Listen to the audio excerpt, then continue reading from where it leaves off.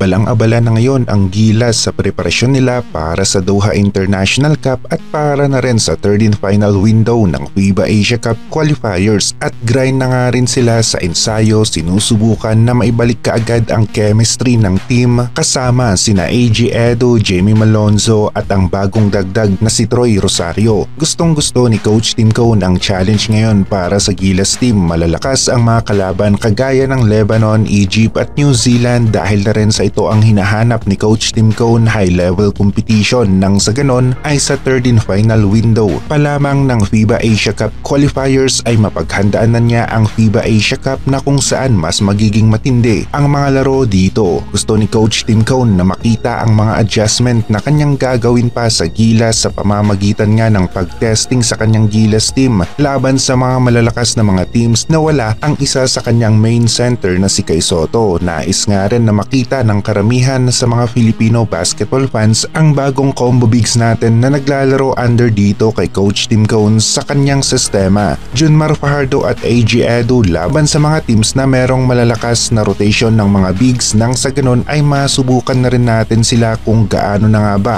kahanda ang Junmar at AG Edo combo sa FIBA Asia Cup. Kapag nanalo ang Gilas laban sa team ng Egypt, Lebanon at New Zealand, ibig sabihin na nasa magandang kondisyon ang Gilas, ready na para sa FIBA Asia Cup at ipagpapatuloy pa nila ang improvement hanggang sa maabot nila ang klase o level ng laro na katulad sa team ng Australia, ang champion team to beat dito sa FIBA Asia Cup. Kung healthy at nasa 100% sina AG Edo at Junmar Fajardo hanggang sa kabuuan ng torneo ng FIBA Asia Cup ay papalag ang Gilas. Kaya nilang umabot sa top 4 na pwedeng magtuloy-tuloy hanggang sa finals. Maging sa third and final window at Doha International Cup may laban pa rin ang kasalukuyang Gilas natin dahil kumpleto ang core players natin sa guard position. Idagdag pa natin na healthy itong si Justin Brownlee, nasa playoff mode pa nga ang galawan o laro at nagbabalik itong si AG Edo na makakasama naman ni Junmar Fajardo, kaya naman lalaban o may laban at may kakayahan pa rin ang Gilas na manalo laban sa mga teams ng Qatar, Egypt at Lebanon sa Doha International Cup at sa FIBA Asia Cup qualifiers third and final window naman ay kaya rin ng Gilas na bigyan ng magandang laban ang team ng New Zealand at may chance pa rin ang Gilas na manalo laban sa team ng Tall Blacks. Inaasahan na ni Coach Tim Cone na hindi magiging madali ang Doha International Cup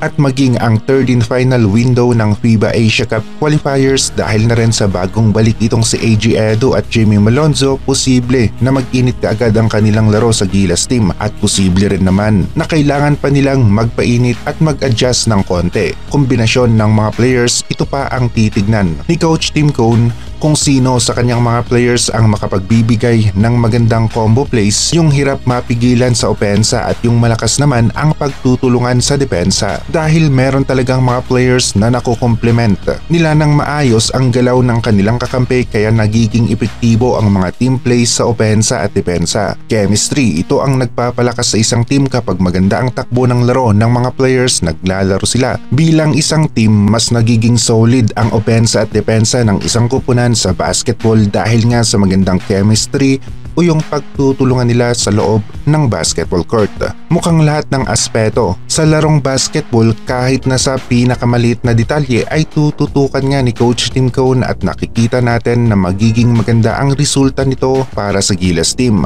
Maganda na ang focus na nga rin ni Coach Tim Cone ay yung adjustment para sa FIBA Asia Cup. Matagal-tagal na hindi nakakatikim ng championship title ang Gilas team sa FIBA Asia Cup at kahit maliit yung chance ng Gilas na manalo laban sa team ng Australia ay baka magawa pa rin ng Gilas na ma-upset ang team na ito. Posible pa rin na mangyari dahil muntika na ngang bumigay ang team ng Australia laban sa team ng Lebanon. 2 points lamang ang naging lamang ng Australia laban sa team ng Lebanon sa nakaraang final game ng FIBA Asia Cup. Posible talaga na matalo ang Australia lalong-lalo na nga at hindi sila gumagamit ng NBA players sa FIBA Asia Cup. Talagang confident ang team na ito sa kanilang mga players na mula nila sa NBL Australia. Ang Gilas naman nagawa na nilang manalo laban sa mga malalakas na players na nanggaling sa New Zealand Breakers, isa sa top team ng NBL Australia, kaya naman may chance talaga ang Gilas na makaisa laban sa team ng Boomers. Kakailanganin nga lang talaga ng Gilas ang isang kagaya ni Milora Brown, dagdag suporta sa rotation ng mga bigs natin na sina AG Edu at Junmar Fajardo, at mas mainam na nga rin na meron tayong backup na nakaabang kapag